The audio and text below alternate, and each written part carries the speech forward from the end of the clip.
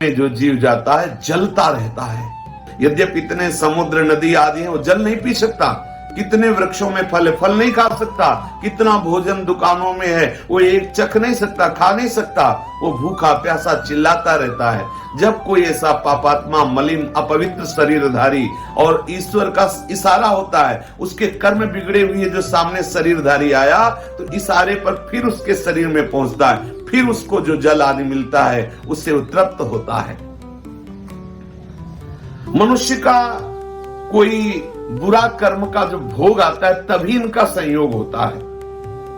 भूत प्रेत उसमें तभी प्रविष्ट हो सकते हैं। ऐसा नहीं है कि वो मनमानी किसी को भी वो सतावे, किसी को भी वो दंड दे। कर्मों का भोग जब तक बना रहता है तब तक उनके शरीर में रहते हैं। जहां कर्म भोग समाप्त हुआ, कोई न कोई निमित्त बनेगा, उसको भागना पड़ेगा। ऐसा नहीं कि किसी शरीर में वो बहुत काल तक बराबर रह सके। यदि रह रहा है तो कोई न कोई कर्म भोग उसका है जो उसको निपटा रहा है। भूत प्रेत कभी कभी संत महात्माओं के सामने भी देखे गए हैं। ये भूत प्रेतों का कर्म समाप्त होने का समय आता है, उनकी योनि समाप्त होने का समय आता है, तब वो संतों के समीप जाते हैं। जो भजनानंदी, भगवत प्राप्त महात्मा या भगवत प्राप्ति की प्रबल लालसा वाले संत जन है, इनके दर्शन से, इनके संभाषण से, उनके सानिध्य में आने से उसके सारे कर्म जो प्रेत योनि बनाने के हेतु हुए थे वो सब नष्ट हो जाते हैं और वो मुक्त हो जाता है प्रेत योनि से। इसीलिए संतों के सामने जाते हैं। ऐसी अशुभ योनियां तुम्हें कभी सताए ना, इसके लिए बहुत सुंदर उपाय है।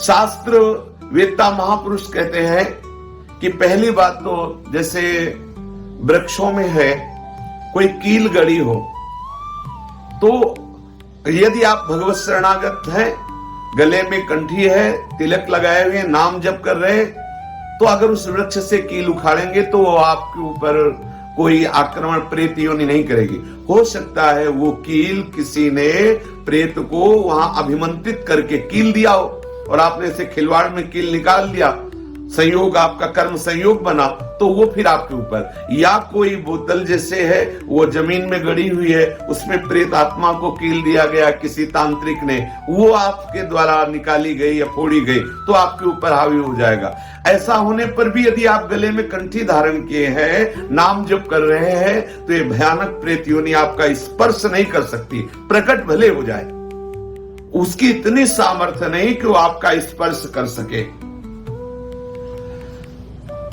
प्रेत योनि तभी आक्रमण करती जब आप अपवित्र होंगे, मुंह जूठा होगा, आप अपवित्र होंगे, आप भगवत विस्मरण किए होंगे, गले में कंठी नहीं होगी, आप भगवत आश्रित नहीं, तभी ऐसा होता है। एक प्रातःकालीन बेला पर घूमने गए थे तो एक भयानक प्रेत प्रकट हुआ, तो घबरा गए, गिर गए। प्रेत ने उनका स्पर्श नहीं किया, थोड़ी देर खड़ा रहा, वो उनसे कुछ बोले नहीं और चल पड़े। प्रेत ने रोका भी नहीं, क्योंकि उनके गले में वो आकर के फिर संतों से मिले, बातचीत की कैसा, तो वो कोई भय प्रदान नहीं किया, अपने आप भय करके गिर गए। उसने स्पर्श भी नहीं किया, उसकी हिम्मत भी नहीं थी बोल दे। उन संतों ने बताया कि गले में तुम कंठी पहने थे, कुछ नियम भजन का करते थे, इसलिए किसी की ताकत नहीं कि तुम्हें छू सके। भगवान नाम में, भजन में बड़ी सामर्थ्य है। यदि किसी को ऐसा लग रहा हो कि उसे प्रेत बाधा सता रही है, प्रेत बाधा क्लेश दे रही है किसी को भी, तो एक बहुत सहज उपाय है, हमारे शास्त्रवेत्ता महापुरुषों ने वर्णन किया है। यदि हम भगवत चरणारविंद का आश्रय ले ले और ये वचन बिल्कुल पक्के विश्वास पूर्वक मान ले, बोले यश्च भागवतम शास्त्रम वाचैदर्थतो निशम जन्म कोटि कृतम पापम नश्यते नात्र संशयः। यदि श्रीमद् भागवत महापुराण का उसको श्रवण कराया जाए, अगर आप संस्कृत का ज्ञान रखते हैं तो अच्छा, नहीं तो किसी विद्वान के द्वारा पक्का समझ लो, वो निश्चित प्रेत का भी उद्धार हो जाएगा और जिसके शरीर पे प्रेत आया होगा वो प्रेत बाधा से मुक्त हो जाएगा। करोड़ों जन्मों के पापों का नाश, ये वाङ्मय स्वरूप श्री कृष्ण का है। यश्च भागवतम शास्त्रम वाचेदर्थतो निशम जन्म कोटि कृतम पापम नश्यते नात्र संशया। अर्थ सहित श्रीमद् भागवत का श्रवण या कथन करने से करोड़ों जन्मों के पाप नष्ट हो जाते हैं।